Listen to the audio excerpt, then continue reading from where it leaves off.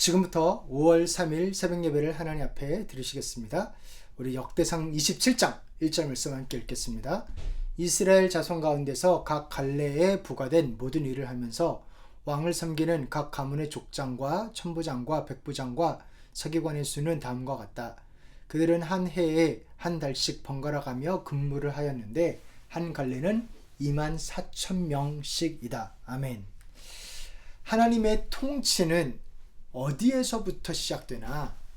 성전에서부터 시작됩니다. 고말을 하려는 겁니다. 고말을. 역대기가 이제 이스라엘 천년에 대한 그 역사를 이제 요약해서 보여주면서 무엇이 중요한 것이었다.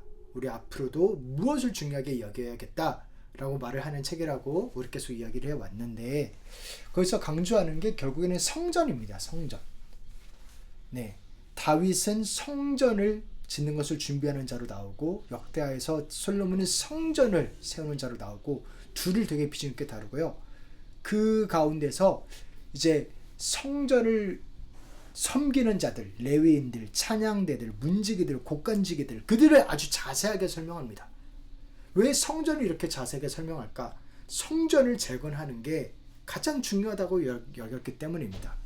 그런데 또 이 성전을 재건하고 거기에서부터 시작해서 그 다음에는 이스라엘 전체 좀 조직을 다루는데, 시작이 여기입니다. 성전에서부터 해서 이스라엘 전체로 퍼져나가는, 그래서 중심을, 코어를 단단하게 붙잡고 점점 나아가는 군대 조직까지 나아가는 것을 봅니다.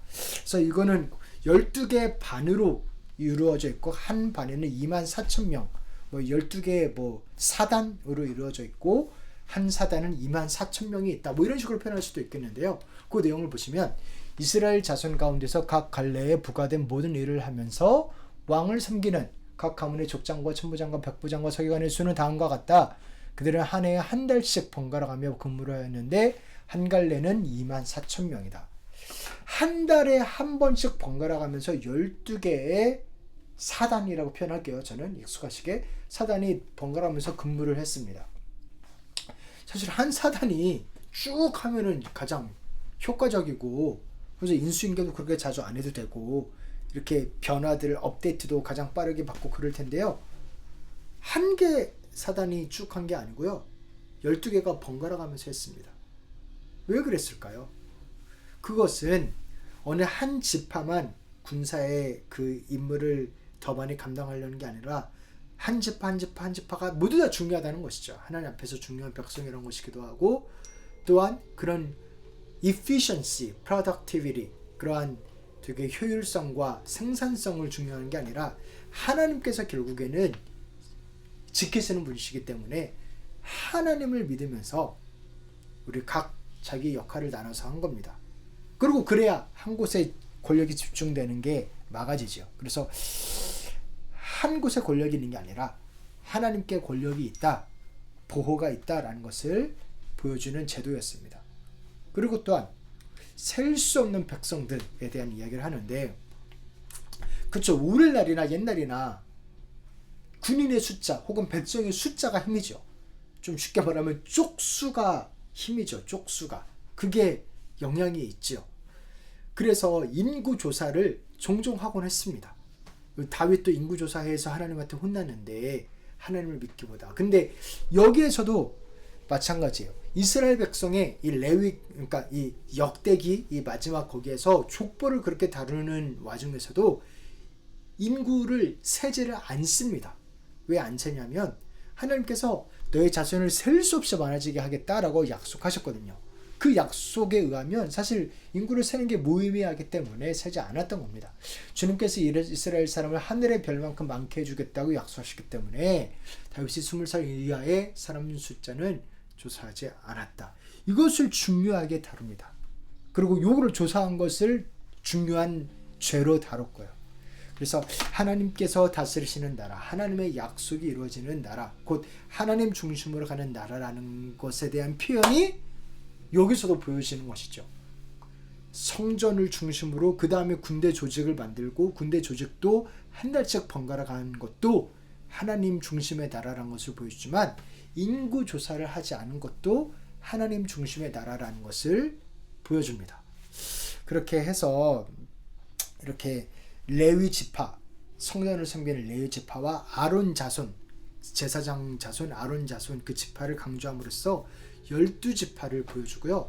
그리고 또한 이 역대 상하에서 12개 지파가 쭉 나오는데 그걸 보면은 조금 순서가 그 전에 나왔던 순서는 좀 달라요.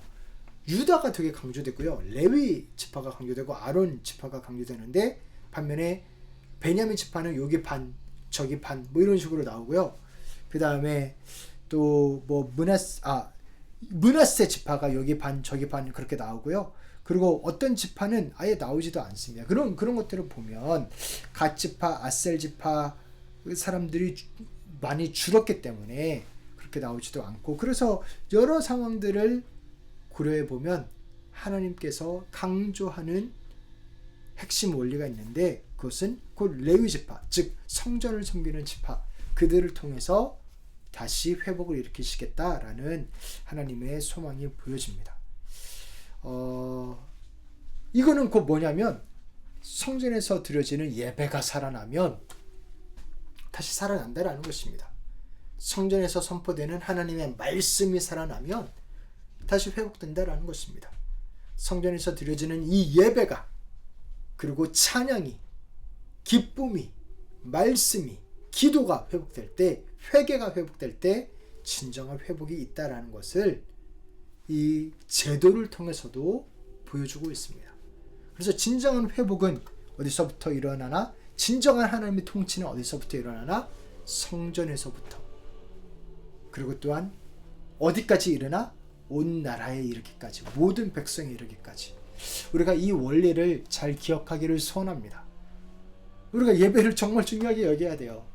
너무나 당연한 말이지만요, 주일은 예배 드리는 날이고요, 예배는 나를 바라보는 날이 아니고 하나님께 나를 드리는 날입니다. 예배는 내가 보는 게 아니고요, 예배는 드리는 겁니다.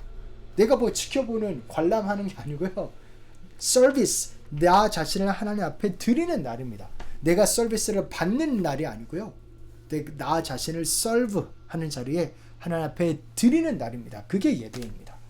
그 예배, 그 성전, 그 기도, 찬양, 말씀이 회복되시기를 기도합니다. 그 예배의 기쁨이 정말 회복되시기를 축원합니다. 그게 가장 큰 복인 줄로 믿습니다. 그래서 우리 귀한 성도님들, 내일 예배 준비 잘 하시며 정말 하나님의 놀라운 복을 누리시기를, 그 성전이 회복되는, 예배에 하나님의 임재가 회복되는 놀라운 복을 누리시기를, 하나님께 가까이 하는 복을 누리시기를 다시 한번 주님의 이름으로 축원합니다. 이제는 우리 주 예수 그리스도의 은혜와 하나님 아버지의 사랑과 성령님의 교통하심이, 통치는, 하나님의 통치는 성전에서부터 일어나는 것을 보며, 성전의 회복이 나라의 회복임을 보며 그 하나님을 의지하고 누리며 나아가는 사랑하는 성도님들 한 분 한 분 가운데 이제로부터 영원토록 함께 있을지어다. 아멘.